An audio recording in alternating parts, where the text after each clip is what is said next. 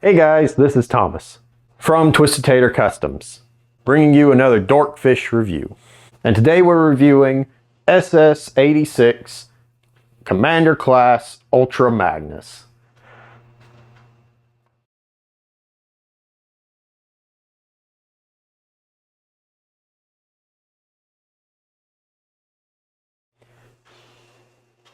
And here we have Ultra Magnus in robot mode with his accessories. Starting off with, we have his secondary rifle, a beautifully painted secondary rifle, followed up by his primary rifle, which this thing is fantastic. The sculpting is so beautiful on this thing. I love the way this looks. They translated it beautifully. And then he comes with two of his iconic shoulder-mounted rocket launchers that is well separate, where you can add in blast effects or whatever you want in between all of it. So I did forget, he does have his blast effects that do come with him as well. Fortunately, I don't have them on hand,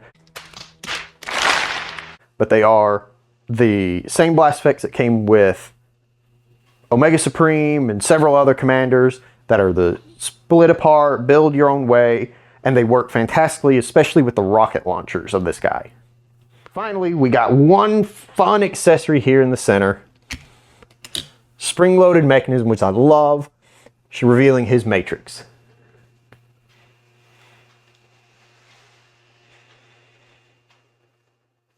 And now we're going to get into the aesthetics of this figure. And overall, this is a fantastic look for this guy. There are some painted areas that are done fantastic, and there are other areas that weren't done so well, such as the painting on the shoulders here. I've already noticed on my copy there's some scuffage and paint chipping coming out. But overall, they did a fantastic job on this guy. He's very well painted, especially on the face, inside the chest of the matrix chamber on him. I love the silver paint they did in here and the translucent plastic they did on him. Just, there's so much good about the aesthetics of this figure. However, there is the one glaring issue of how wide he is.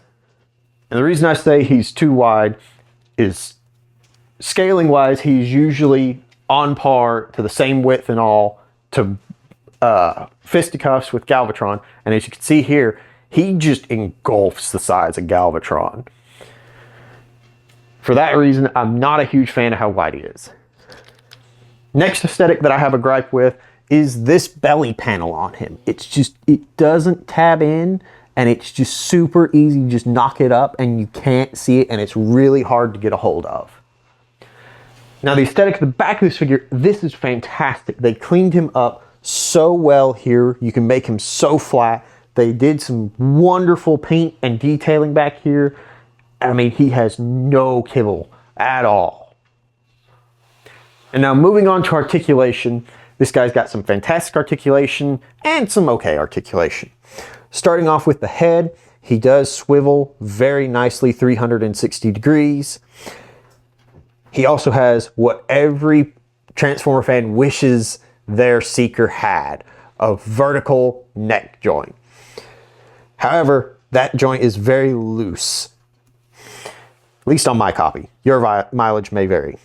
Next is going to be the shoulder. Very nice all the way out. Just enough room to not clatter into his own head. Very weirdly stiff ratcheting elbow and shoulder joints for some reason. I'm not a huge fan of that. Next is going to be his hand. He's got hand swivel as well as finger articulation. He's got 3 knuckles together with 2 joints, and his pointer finger with 1. Get some very nice trigger and pointing poses, as well as the common fist. Overall, arm articulation is great, only gripes being those ratchets in there. Next would be showing right there how weak his hip joints are. It's almost like they switched them. What should have been the shoulder joint and all, he can go back about 90 degrees in the knee. Hip skirt moves out of the way. He can get very nice wide poses if you really want him to. And he's got just a little bit of ankle tilt. overall very nice, but there are a few little problems if you're trying to get him to stand and very nicely pose well, as some joints are too strong and others are too weak. And here we have Ultra Magnus in his vehicle mode, and this looks fantastic. So in the vehicle mode, there is some articulation, particularly from the cab to the trailer. However, unfortunately, it is a bit limited unless you fiddle with it just a little, and you can get some really good aesthetic poses with him. Aesthetically, Ultra Magnus in his vehicle mode is fantastic. I love the aesthetics of this figure. However, he does not quite match up to previous 86 line figures. And here we have Ultra Magnus in his car carrier mode with figures from Kingdom, Legacy, and the 86 line. I think overall these figures look fantastic with this. He's scaled really well to be able to haul 3 cars typically. If you play with some smaller cars, you can get 4 on there. And here we have Ultra Magnus for size comparison. And here we have Shattered Glass Optimus Prime and Galvatron, who doesn't look happy that I forced him into this. Shattered Glass is from the Gen Selects line, and this Galvatron in particular is from specifically the Kingdom line. And here we have Legacy Unleashed, Motor Master, as well as Siege Ultra Magnus. And here we have fellow SS86 figures Ratchet and Cup. And this right here is one of my biggest complaints about this figure's scaling.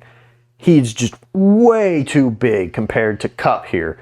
Cup should be at least another head or 2 higher, you know, coming up about here probably.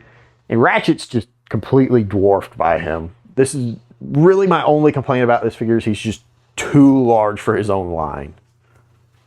Bringing this review to a close, thank you so much for watching. Please like, share, and subscribe.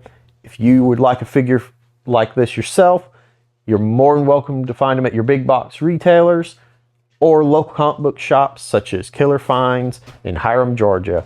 This has been Thomas with Dorkfish Reviews, signing off.